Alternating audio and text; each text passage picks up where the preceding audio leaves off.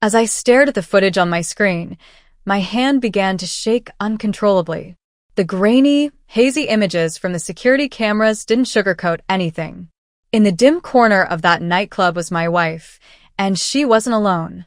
Getting my hands on this footage hadn't been cheap, but the cost of uncovering the truth was turning out to be far higher than I had ever imagined. That cursed Christmas party marked the beginning of a nightmare I never saw coming. Though deep down, I had suspected something was off. I remembered watching Lori get ready for the party that night. She was so meticulous, paying attention to every detail. She had picked out a dress and stood in front of the mirror, inspecting herself, going over every inch of her look as though she were preparing for something far beyond a simple work gathering. Her makeup had to be perfect, and she even tried a new perfume, as if she were looking forward to something special. I felt a strange uneasiness settle in, but I pushed it aside. I didn't want to believe what I was feeling. Lori worked as an account manager at a finance company, and the company had rented out a nightclub for their annual holiday party just before Christmas. A party with colleagues sounded innocent enough. A chance to relax and unwind before the holiday break. I never had a reason to feel suspicious. After all, our marriage was solid. At least that's what I thought. Sure, I didn't know her coworkers that well, but it never seemed important. Lori always kept her work life separate, and I respected that. So that night, I stayed home with our daughter. We put up the Christmas tree, played a few board games, and after I tucked her into bed, I settled down with a book. Everything seemed perfectly normal until hours passed and Lori still wasn't back. I decided to call her just to check in. The music on her end was so loud I could barely hear her voice. She casually told me the party was still going on and she'd be home later, but there was something in her tone, a strange distance, that set me on edge. When she finally came home, it wasn't until the next evening, and everything about her seemed off. Her hair was tangled. She smelled of booze, and her eyes looked exhausted. All night, I asked where she had been, and all she could offer was a vague excuse about drinking too much and crashing at a friend's place. No details, no real explanation, just a quick apology and an awkward silence that left a bad taste in my mouth. She slipped off to the bathroom to shower, tossing her clothes in the laundry basket. And that's when it hit me, a strange urge to check her things, something I had never done before. Once the bathroom door shut, I found myself over at the basket going through what she had worn. There was a black dress she had been so particular about, her bra, but one thing was missing, her panties. I went through everything again, but they were nowhere to be found. It was such a small thing, but it felt like a glaring sign that something was horribly wrong. When she came out of the bathroom with her hair wrapped in a towel, looking relaxed, I decided to ask about the party. I kept my tone casual, trying not to sound like I was prying. "So, how was it?" I asked, though my mind was spinning. She barely looked at me and muttered, "Oh, these work things. Lots of drinking, silly games, a couple of contests. I guess I got a little too into it." She mentioned spending the night at her friend Sandra's place, who lived closer to the club. Her words sounded too smooth, almost rehearsed, like she had practiced this line for me. I knew she wasn't telling me everything, but I didn't press her. Confronting her now would probably just make her defensive, and I'd end up with nothing. No, I needed a different approach. The club's name was fresh in my mind from our brief conversation. That was my lead. I would go there myself and see what I could uncover. The next day, I took a day off work without letting Lori know. Being a real estate agent gave me some flexibility in my schedule, so it wasn't hard to arrange. I drove down to the club, feeling a mix of dread and determination, bracing myself for whatever I might find. I parked outside, took a deep breath, and went inside. I introduced myself as a real estate specialist and quickly spun a story about scouting the property for a potential client. It wasn't my best lie, but it was convincing enough for the staff to buy it, and they gave me a polite, if slightly skeptical, tour of the club. As we walked through, I noticed the security cameras mounted around the club, their lenses angled to capture nearly every inch of the interior. If those cameras had been recording during the party, they might hold the truth of that night. The big question was, how could I get access to the footage? After the tour, I thanked the administrator, who still seemed a bit uncertain about my intentions, and walked back out to the parking lot. As I stood there, considering my options, someone brushed past me, snapping me back to reality. "Watch where you're going," they muttered, but I barely registered it. I had only one thought on my mind. I needed that footage. The man snapped at me again, clearly annoyed, and I was just about to apologize when I froze. That voice, I recognized it. Looking up, I realized I had walked straight into Felix, an old friend from college. "Felix? It's me, Russell." I called out, trying to cover my surprise with some enthusiasm. Felix's irritated expression softened into one of surprise. "Russell, man, it's been 10, maybe 12 years. How are you?" We exchanged the usual catch-up lines, but inside, my mind was racing. Felix working here was an unexpected stroke of luck. "So you're working at this club?" I asked, trying to sound casual. "Yeah," he said with a shrug. "I'm a manager here. Not exactly where I thought I'd end up after college, but it pays the bills." He laughed, but I could hear a bit of frustration in his tone. This was a chance I couldn't let slip. "Hey, how about a coffee? There's a cafe across the street," I suggested, keeping my voice steady, though I was eager to get to the point. He glanced at his watch. "I've got a break in half an hour. Meet you there?" "Perfect." I nodded, managing a smile. I headed over to the cafe, my mind racing. If I played this right, this could be my chance to get the footage I needed. I ordered a coffee and sat down, my nerves on edge as I waited. When Felix finally arrived, he looked tired and worn down, like life hadn't been kind to him. We eased into some small talk, catching up on where our lives had led. Felix had been through a lot. His mother's illness had drained his savings with medical bills, and he'd struggled to keep up, hopping from one job to another until he ended up managing things at this club. But his role wasn't exactly what it seemed. "I'm a manager, sure," he said with a weak smile. "But it's more like I'm in charge of the cleaning crew and maintenance. Just making sure the place doesn't fall apart." He chuckled, but I could tell it hurt. Back in college, Felix had been sharp and ambitious. A guy with big dreams. Now, he was stuck managing the club's grunt work. "Man, you were always one of the brightest back in school," I said, trying to remind him of the potential he had. "Figured you'd be doing something big by now." "Yeah, well, life's got a way of messing up your plans. These days, I'm just doing what I can to keep afloat." I nodded, but my mind was elsewhere. I hadn't come here just to catch up. I needed something from him, and I didn't have all day. After a few more minutes, I decided it was time to lay it out. "Look, Felix, I'm not just here for old time's sake. I actually need your help with something," I said, lowering my voice as I leaned forward. "It's about that Christmas party. My wife, Lori, was there, and I think she wasn't completely honest about what happened." He looked at me, eyebrows raised. "What are you trying to say?" I took a deep breath, feeling a heavy knot in my stomach. "I think she might have cheated on me. I need to see the footage from that night. The security cameras. I need to know the truth." Felix's face immediately shifted. A mix of surprise and unease. "Russell, I don't know. First off, I wasn't even working that night. And even if I was accessing that footage without clearance, that's serious business. If I get caught, I lose this job. I can't afford that right now." I could see the struggle on his face. Felix was a good guy, and I knew what I was asking was risky, but I couldn't just walk away without knowing. I wouldn't be asking if it wasn't serious. You know me. This isn't like me. But this is my marriage. I need to know what happened. If I'm wrong, then I'm wrong. But if I'm right, I can't live like this, questioning everything. Felix leaned back, visibly uncomfortable. "I get it, Russell. I do. But you're asking me to put everything on the line.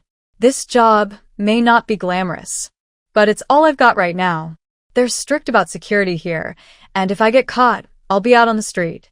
I paused, thinking, and then an idea came to me. What if I made it worth your while? Felix frowned, clearly confused. "What do you mean?" I reached into my pocket, pulled out my wallet, and placed $1 in cash on the table. Felix's eyes widened as he shifted between me and the money, looking torn. "Look, I'm not asking you to do this for free," I said, keeping my voice low. "I know it's risky, This is for your trouble. And if you get me that footage, there's another $1 in it for you. I paused, gauging his reaction. And it's not just about the money. I've got connections. Felix, you don't belong here, running the night shift and managing the cleaning staff. You're better than this. I know people in real estate tech finance. I can help you find something better. He rubbed his face, clearly battling with a decision.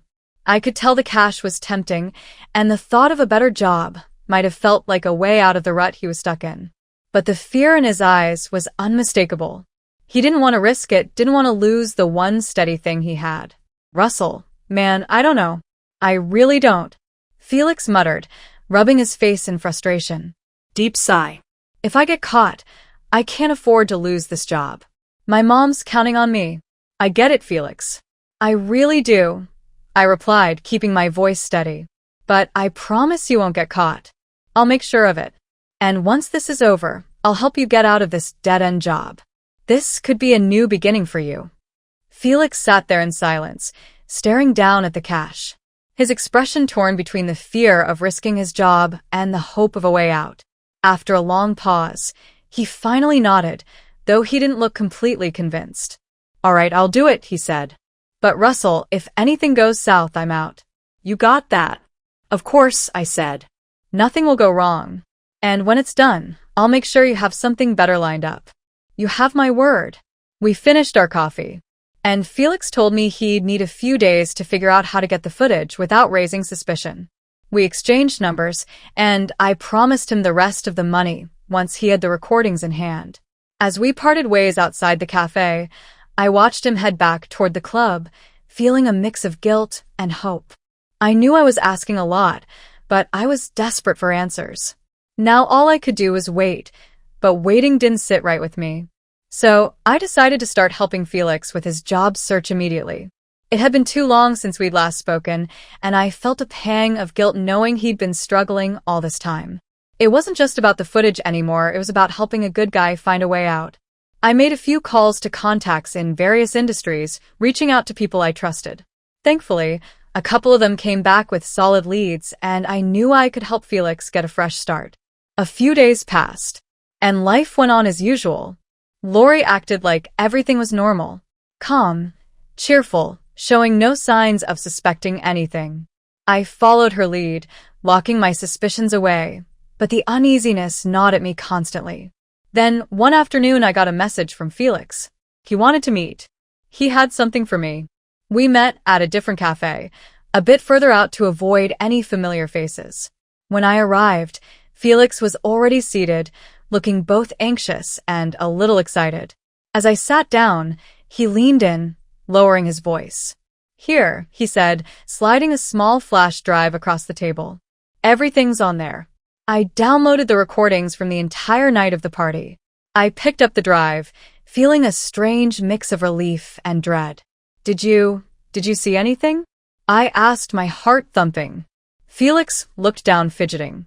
The cameras don't cover the whole club.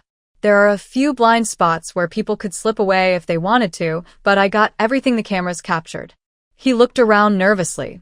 No one's noticed yet, but if they do, it could come back to me. I knew the risk he was taking, and it wasn't a small one. This wasn't just a favor. It was a huge leap of trust.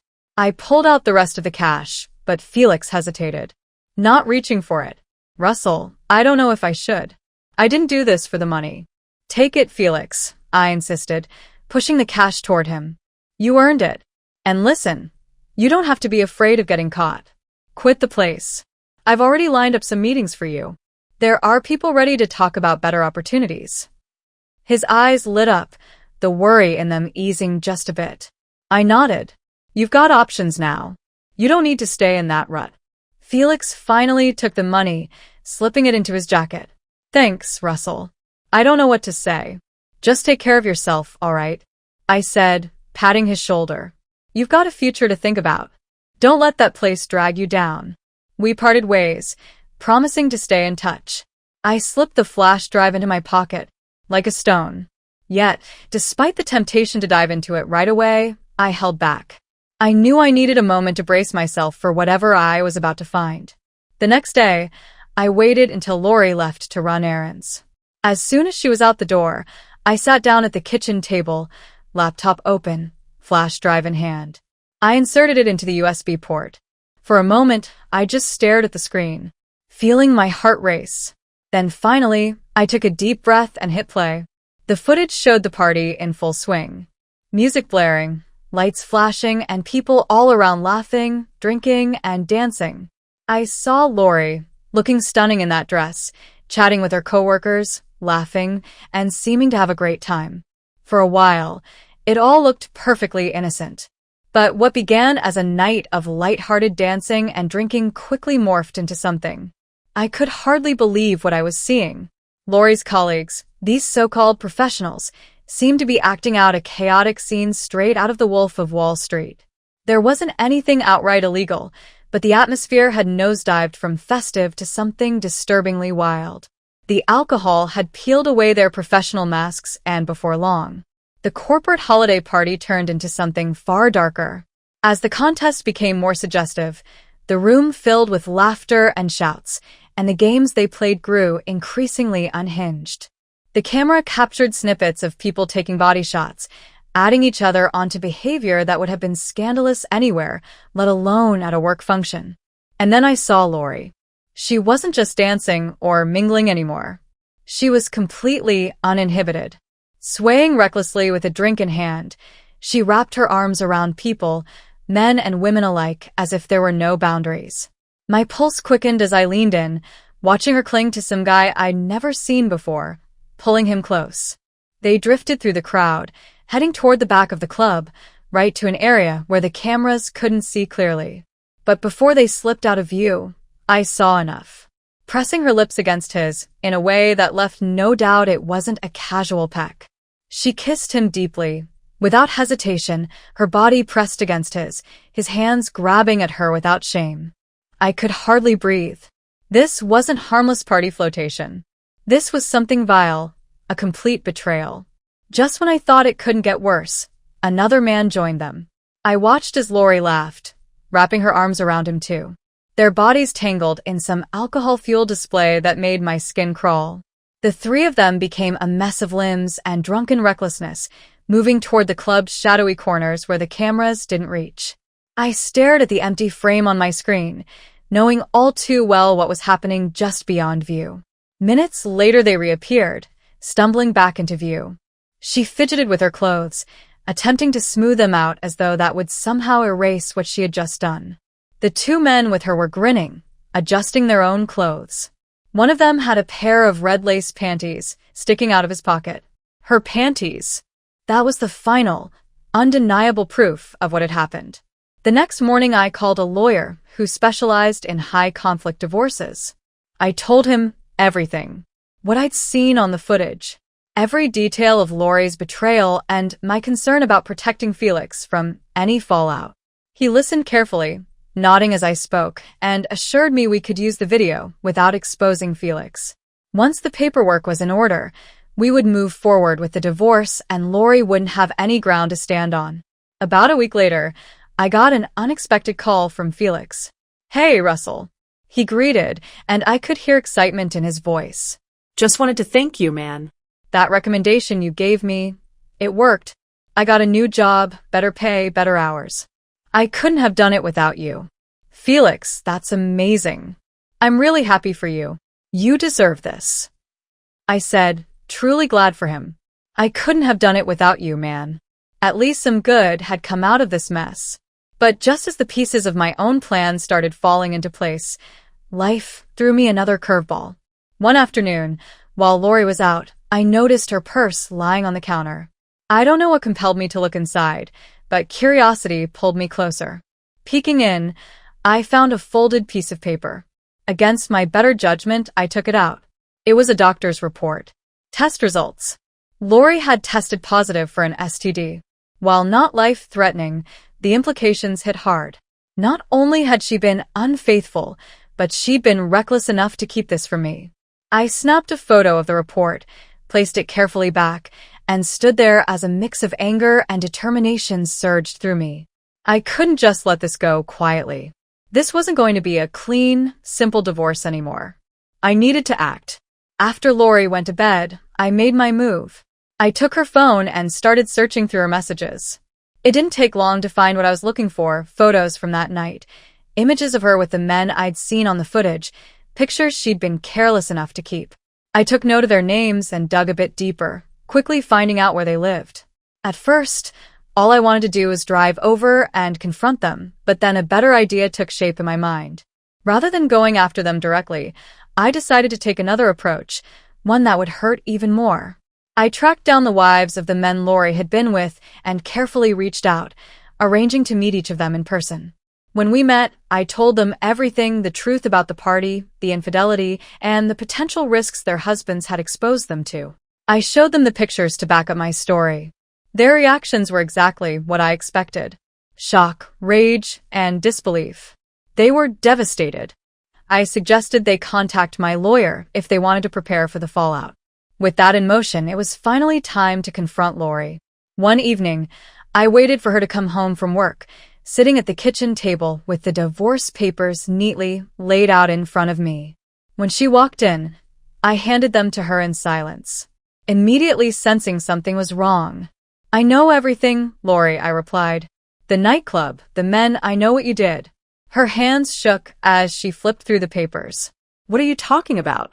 She stammered, trying to hold herself together. "This is crazy, Russell. You're making things up." I kept my voice steady, unfazed. "I saw it all," I said. "I have the footage, Lori. I watched everything from that night." Her eyes widened, panic flashing across her face as she tried to speak. But I cut her off. "And I know about the doctor's visit," I added, pulling out my phone and showing her the photo of the test results. "You kept this from me. And I'm done." Her defenses crumbled and she tried to explain, rambling on about how it was a mistake, how she'd been drunk and hadn't known what she was doing. But I wasn't buying it. I'd seen too much to fall for her excuses. I slid the divorce papers across the table. "You're going to sign these without a fight. If you don't, I'll make sure everyone in your life knows exactly what you did. I'll show them the footage, the test results, everything." Lori's expression shifted to anger, but she knew she had no power left. "You bastard," she hissed, her voice shaking with rage. But I simply stood up, feeling calm and resolute for the first time in weeks. "Sign the papers, Lori," I said, walking out of the kitchen. "We're done." When the divorce process began, my lawyer took charge with careful precision, ensuring everything was handled cleanly and discreetly. He used the video evidence strategically, keeping Felix's name and involvement clear from any fallout. By then, Felix had moved on to a better job, leaving his connection to that nightclub far behind. As for Lori, she was defenseless in court with the evidence stacked against her. Everything proceeded smoothly, but there was one unexpected hiccup. One of the men from the party, Juan, wasn't handling things well. Apparently, the fallout from his affair with Lori had come crashing down on him, wrecking his own marriage. One evening, well into the legal process, he showed up near my house.